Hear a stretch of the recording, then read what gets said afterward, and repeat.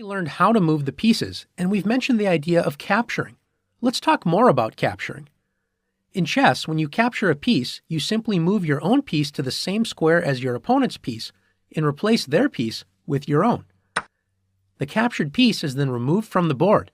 You don't stop before the captured piece, you replace it entirely.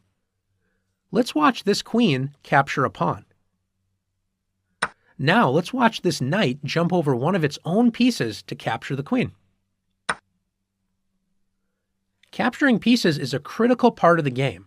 However, you do not have to capture a piece if you don't want to.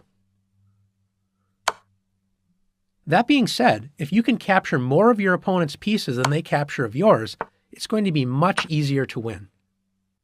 One question about capturing that we haven't answered is, how do you notate a capture? Let's say in this position that you plan on taking the black queen with your queen on b3. A good idea. You would write the piece that will capture it, in this case, the queen. So we use a capital Q. You then write an X, which means captures.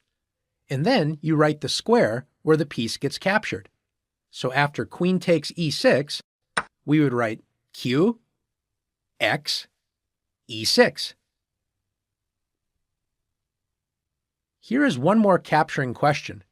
How do we notate a pawn capturing a rook and promoting to a queen at the same time? Does it sound complicated? Don't worry, it's just one extra step. We start by notating the capture. Remember, we mark a pawn with the file that it is currently on. In this case, the pawn is on the B file. So we would write a lowercase b, then we would write captures, which is an X, so lowercase b, X, and then the square that we capture, A8, so BX A8.